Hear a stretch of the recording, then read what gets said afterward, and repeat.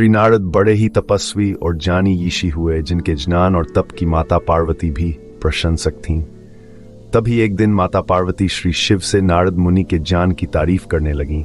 शिव ने पार्वती जी को बताया कि नारद बड़े ही ज्ञानी हैं, लेकिन किसी भी चीज का अहंकार अच्छा नहीं होता है। एक बार नारद को इसी अहंकार के कारण बंदर बनना पड़ा था। नमस्कार दोस्तों, तो कैसे है आप लोग? आपका स्वागत है स्टोरी स्केप पर। यहाँ हर दिन नई कहानियां, नए रहस्य और रोमांच से भरपूर अनुभव लेकर आते हैं। तो चलिए ज्यादा वक्त बर्बाद ना करते हुए आज की कहानी स्टार्ट करते हैं। एक बार नारद को इसी अहंकार के कारण बंदर बनना पड़ा था। यह सुनकर माता पार्वती को बहुत आश्चर्य हुआ। उन्होंने श्री शिव भगवान से पूरा कारण जानना चाहा। तब श्री शिव ने बतलाया, इस संसार में कोई कितना ही बड़ा ज्ञानी हो, लेकिन श्री हरि जो चाहते हैं वो उसे बनना ही पड़ता है। नारद को एक बार अपने इसी तप और बुद्धि का अहंकार हो गया था। इसलिए नारद को सबक सिखाने के लिए श्री विष्णु को एक युक्ति सूझी। हिमालय पर्वत में एक बड़ी पवित्र गुफा थी। उस गुफा के निकट ही गंगा जी बहती थीं। वह परम पवित्र गुफा को अत्यंत सुहावनी लगी। वहां के पर्वत, नदी और वन को देखकर उनके हृदय में श्री हरि विष्णु की भक्ति अत्यंत बलवती हो उठी और वहीं बैठकर तपस्या में लीन हो गए। नारद मुनि की इस तपस्या से ऐसे देवराज इन भयभीत हो गए कि खीन देवर्षि नारद अपने के बल से उनका स्वर्गन ही छीन लें। इंद्र ने नारद की तपस्या भंग करने के लिए कामदेव को उनके पास भेज दिया। वहां पहुंचकर कामदेव ने अपनी माया से वसंत ऋतु को उत्पन्न कर दिया। पेड़ और पत्ते पर रंग-बिरंगे फूल खिल गए, कोयलें कूकने लगी और भौंरे गुंजार करने लगे। कामाग्नि को भड़काने वाली शीतल मंद सुगंध सुहावनी हवा चलने लगी। रंभा आदि अप्सराएं नाचने लगीं, किंतु कामदेव की किसी भी माया का नारद मुनि पर कुछ भी प्रभाव नहीं पड़ा। तब कामदेव को डर सताने लगा कि खीन नारद मुझे शापन दे दें। इसलिए उन्होंने श्री नारद से क्षमा मांगी। नारद मुनि को थोड़ा भी क्रोध नहीं आया और उन्होंने कामदेव को क्षमा कर दिया। कामदेव वापस अपने लोक में चले गए। कामदेव के चले जाने पर नारद मुनि के मन में अहंकार हो गया कि मैंने कामदेव को जीत लिया। वहां से वे शिव जी के पास चले गए और उन्हें अपने कामदेव को हाल कह सुनाया। भगवान शिव समझ गए कि नारद को अहंकार हो गया है। शंकर जी ने सोचा कि दीन के अहंकार की बात विष्णु जी जान गए तो नारद के लिए अच्छा नहीं होगा।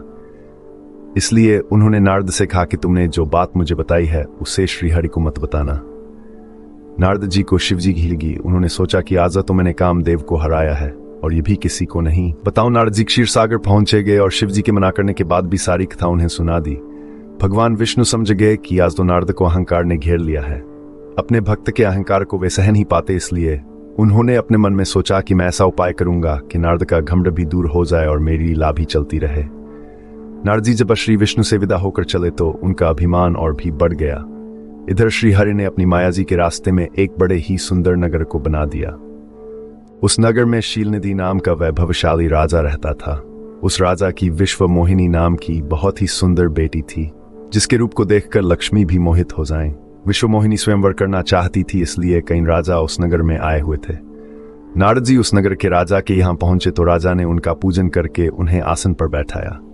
फिर उनसे अपनी कन्या की हस्तरेखा देकर उसके गुण दोष बताने के लिए कहा। उस कन्या के रूप को देखकर नारद मुनि वैराग्य भूल गए और उसे देखते ही रह गए। उस कन्या की हस्तरेखा बता रही थी कि उसके साथ जो विवाह करेगा वह अमर हो जाएगा, उसे संसार में कोई भी जीत नहीं सकेगा और संसार के समस्त जीव उसकी सेवा करेंगे। ये बात नारद मुनि ने राजा को नहीं बताई और राजा को उन्होंने अपनी ओर से बनाकर कुछ और अच्छी बातें कह दी। अब नारद जी ने सोचा कि कुछ ऐसा उपाय करना चाहिए कि ये कन्या मुझसे ही विवाह करे। ऐसा सोचकर नारद जी ने श्री हरि को याद किया और भगवान विष्णु उनके सामने प्रकट हो गए। नारद जी ने उन्हें सारी बात बताई और कहने लगे, हे नाथ, आप मुझे अपना सुंदर रूप दे दो ताकि मैं उस कन्या से विवाह कर सकूं। भगवान हरि ने कहा, हे नारद, हम वही करेंगे जिसमें तुम्हारी भलाई हो। यह सारी विष्णु जी की ही माया थी। विष्णु जी ने अपनी माया से नारद जी को बंदर का रूप दे दिया। नारद जी को यह बात समझ में नहीं आई। वो समझे कि मैं बहुत सुंदर लग रहा हूं। वहां पर छिपे हुए शिव जी के दोगनों ने भी इस घटना को देख लिया। ऋषिराज नारद तत्काल विश्व मोहिनी के स्वयंवर में पहुंच गए और साथ ही शिव जी के वे दोनों गण भी ब्राह्मण का रूप बनाकर वहां पहुंच गए। वे दोनों गण नारद जी को सुनाकर कहने लगे कि भगवान ने इन्हें इतना सुंदर रूप दिया है कि राजकुमारी सिर्फ इन पर ही रीजेगी। उनकी बातों से नारद जी मन ही मन बहुत खुश हुए।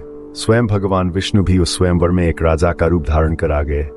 विश्व मोहिनी ने कुरूप नारद की तरफ खाव देखा भी नहीं और राजारूपी विष्णु के गले में वरमाला डाल दी। मोह के कारण नारद मुनि की बुद्धि नष्ट हो गई थी। राजकुमारी द्वारा अन्य राजा को वरमाला देख परेशान हो थे। उसी समय शिव जी के गणों ने ताना कसते हुए नारद जी से कहा, जरा दर्पण में अपना मुंह तो देखिए। मुनि नेजल में झांक कर अपना मुंह देखा और अपनी कुरूपता देखकर गुस्सा हो उठे। गुस्से में आकर उन्होंने शिव जी के उन दोनों गणों को राक्षस हो जाने का शाप दे दिया। उन दोनों को शाप देने के बाद जब मुनि ने एक बार फिर से जल में अपना मुंह देखा तो उन्हें अपना असली रूप फिर से मिल चुका था। नारद जी को अपना असली रूप वापस मिल गया था, लेकिन भगवान विष्णु पर उन्हें बहुत गुस्सा आ रहा था, क्योंकि विष्णु के कारण ही उनकी बहुत ही हंसी हुई थी। वे उसी समय विष्णु जी से मिलने के लिए चल पड़े। रास्ते में ही उनकी मुलाकात विष्णु जी, जिनके साथ लक्ष्मी जी और विश्व मोहिनी भी थीं, से हो गई। उन्हें देखते ही नारद जी ने कहा, आप दूसरों की खुशियां देख ही नहीं सकते। आपके भीतर तो ईर्ष्या और कपट ही भरा हुआ है। समुद्र मंथन के समय आपने श्री शिव को बावला बनाकर विष और राक्षसों को मदिरा पिला दिया और स्वयं लक्ष्मी जी और कौस्तुभ मणि को ले लिया। आप बड़े धोखेबाज और मतलबी हो, हमेशा कपट का व्यवहार करते हो। हमारे साथ जो किया है उसका फल जरूर पाओगे। आपने मनुष्य रूप धारण करके विश्व मोहिनी को प्राप्त किया है, इसलिए मैं आपको शाप देता हूं कि आपको मनुष्य जन्म लेना पड़ेगा। आपने हमें स्त्री से दूर किया है, इसलिए आपको भी स्त्री से दूरी का दुख सहना पड़ेगा, और आपने मुझको बंदर का रूप दिया, इसलिए आपको बंदरों से ही मद लेना पड़े। नारद के शाप को श्री विष्णु ने पूरी तरह स्वीकार कर लिया और उन पर से अपनी माया को हटा लिया। माया के हट जाने से अपने द्वारा दिए शाप को याद करके नारदी को बहुत दुख हुआ, किंतु दिया गया शाप वापस नहीं हो सकता था। इसीलिए श्री विष्णु को श्री राम के रूप में मनुष्य बनकर अवतरित होना पड़ा। शिव जी के उन दोनों गणों ने जब देखे नारद अब माया से मुक्त हो चुके हैं, तो उन्होंने नारद जी के पास आकर और उनके चरणों में गिरकर कहा, है मुनिराज, हम दोनों शिव जी के गण हैं। हमने बहुत बड़ा अपराध किया है, जिसके कारण हमें आपसे शाप मिल चुका है। अब हमें अपने शाप से मुक्त करने की कृपा करें। नारद जी बोले, मेरा शाप झूठा नहीं हो सकता, इसलिए तो तुम दोनों रावण और कुंभकर्ण के रूप में महान ऐश्वर्यशाली बलवान तथा तेजवान राक्षस बनोगे और अपनी भुजाओं के बल से पूरे विश्व पर विजय प्राप्त करोगे। उसी समय भगवान विष्णु राम के रूप में मनुष्य शरीर धारण करेंगे। युद्ध में तुम दोनों उनके हाथों से मारे जाओगे और तुम्हारी मुक्ति हो जाएगी। धन्यवाद इस कहानी को देखने के लिए। अगली बार फिर से मिलेंगे एक नई कहानी के साथ।